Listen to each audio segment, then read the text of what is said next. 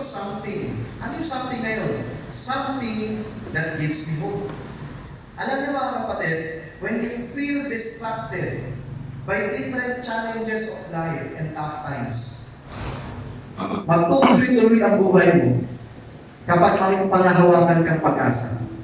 Alam niyo po yung pag-asa na kung anong pinagdadaanan mo ngayon, masasabi mo sa sarili mo na ngayon lang to, lilipas lang din to, at kahit gaano kadilim ng gabi, liliwanag din ang bukas. Amen? Yes. Kaya alam niyo mga kapatid, sabi ko dito, I was making prayer to your name, O Lord, out of the lowest prison. Yung kanya pong kaisipan. My voice came to you, let not your ear be shut to my breathing, to my breathing, to my cry. You came near in the day when I made my prayer to you. You said, have no fear. Ano daw po mga kapatid? Paano kinukuha ni Jeremiah yung pag-asang iyon sa kanyang buhay? Ang sabi po ng Panginoon, I was making prayer to your name. Mga kapatid, alam po ninyo, kaya tayo kung minsan nauubos ng mga challenges sa buhay is because nakakalimutan po natin na dapat pala ang priority natin ay manalangin. Nakakalimutan natin na kapag bigat na ang buhay, nakakalimutan natin kausapin ng Panginoon. Alam niyo mo, sabi mo dito, don't worry about things you can control. Sometimes, you just have to pray. Put it in God's hands and leave it alone. Let God deal with this. May mga pinagdadaanan tayo na nakakalimutan po natin kung gaano kalakas ang Panginoon, gaano kabigat ng pagsubok, kailangan po natin bumalik sa ating Panginoon at manalangin. Nakakalimutan po natin mga kapatid na laging manalangin.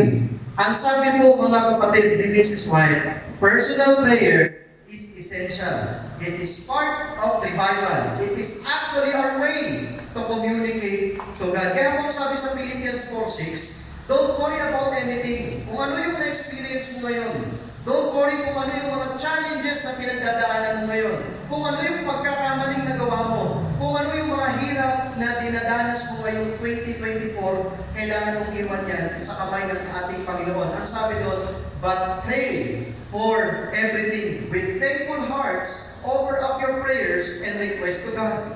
Ano daw po ang pinakang dapat natin gawin sa moment na tayo'y marami nang iniisip sa buhay? Ano daw po? Pray. Sabi po ni Mrs. White, mga kapatid, through nature and revelation, through His providence and by the influence of His Spirit, God speaks to us. But these are not enough. We need also to pour out our hearts to Him. Alam niyo, minsan mga kapatid, ang pinaka-powerful na prayer, ito po. Minsan po, ang pinaka-powerful na prayer ay ganyan. Minsan kasi ayaw natin lumapit na sa Panginoon.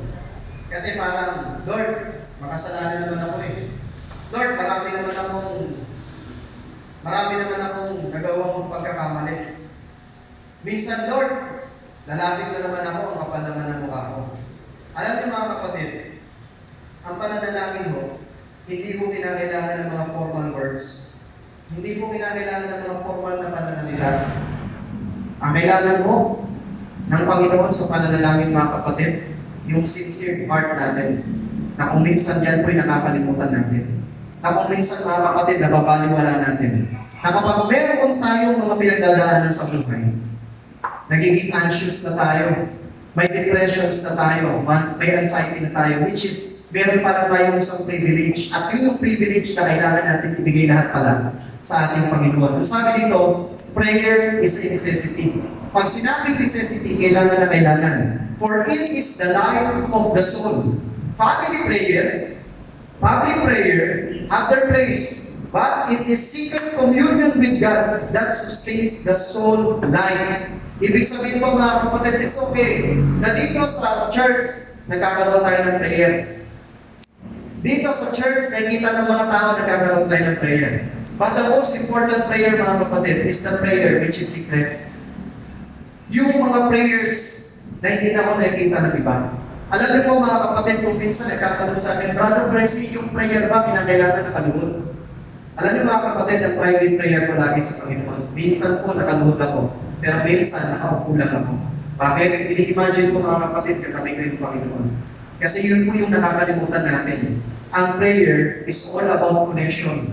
Ang prayer po mga kapatid, it's all about calling God. Minsan kasi para sa atin ang prayer, dapat ma-impress yung mga tao na kapaligid sa atin. Ang ganda naman ng prayer, ang haba ng prayer. Mga kapatid, the function of prayer is to connect to God. Lahat ng nasa loob natin, kailangan po natin ibigay sa Kanya. Kailangan po natin ibigay para na sa ganun, yung pong nararamdaman mo natin gumaan. Meron pong isang sitwasyon sa buhay ni Daniel.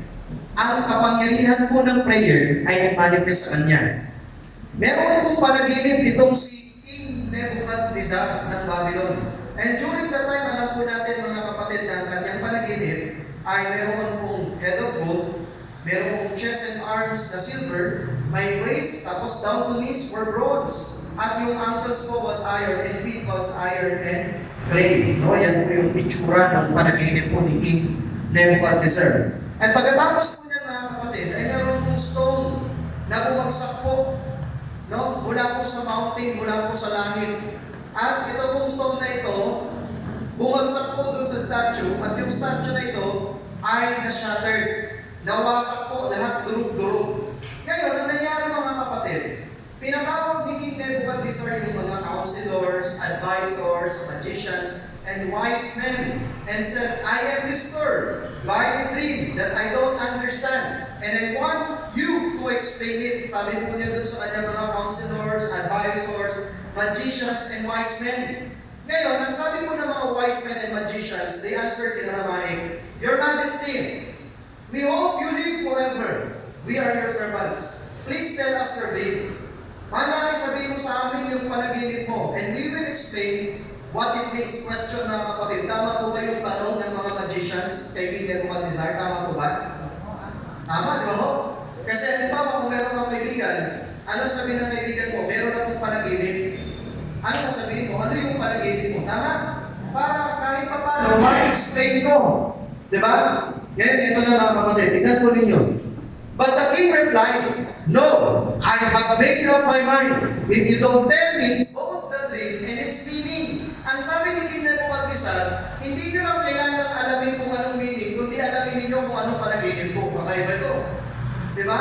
Pag may kaibigan ka, makapagtamanan mo, bro, meron akong panaginip eh. Ano panaginip ko? Alamin mo nga kung anong panaginip ko.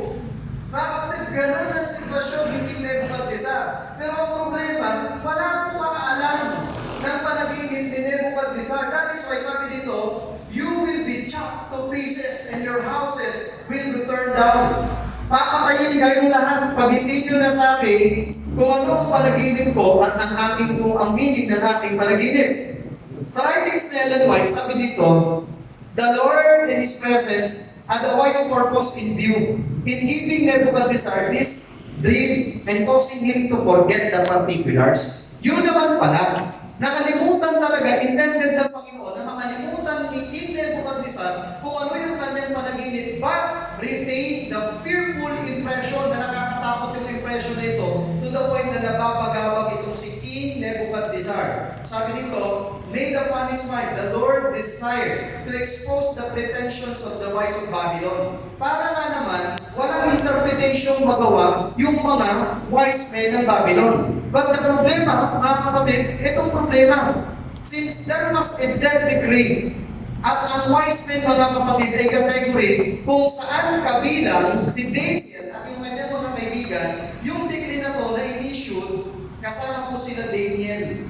So sabi dito, so the decree was issued to put the wise men to death, and men were sent to look for Daniel and his friends to put them to death. Ano po nangyari? To make the long story short, nakiusap po si Daniel ng kaunting panahon kay Aryo. Pwede mo bang sabihin sa mga hari na magkaroon kami ng kaunting panahon bago kami patayin, kami ay may gagawin muna. Tignan nyo mga kapatid kung anong ginawa nila Daniel. Ang priority ni Daniel mga kapatid, nung narinig nila na may death decree, ay magkaroon ng panalangin. Nakita nyo mga kapatid? Daniel returned home and told friends? Then he said, pray that the God who rules from heaven will be merciful and explain this mystery so that we and the others won't be put to death. Nakita niyo mga kapatid, it is a serious matter. Bakit? Ang involved po dito, death decree eh. Kapag wala pong lumabas na meaning ng panaginip at ng panaginip mismo, papatayin po sila. Ganun po katindi ang problema nila Daniel kung time na yun. But their priority is none other than a united prayer. Kasama po niya yung kanyang mga kaibigan at sila po ay nanalangin. Question. Alam niyo kung bakit kung minsan nawawala tayo sa pananampalataya? Kapag may problemang dumadating po sa atin, hindi po natin napaprioritize ang panalangin. Hindi po natin napaprioritize ang prayer. That is why, right now, the first thing that we need to be remembered, mga kapatid, is dapat po matuto tayo na kapag may problema, masaya man, malungkot man, ano man ang pinagdadaanan, always and always, our priority is to pray. Ngayon, ano po nangyari? Tignan niyo mga kapatid, noon pa, sa panahon po mga kapatid ni Queen Esther, sabi nito, go gather together all the Jews who are in Susa and have them all go without food.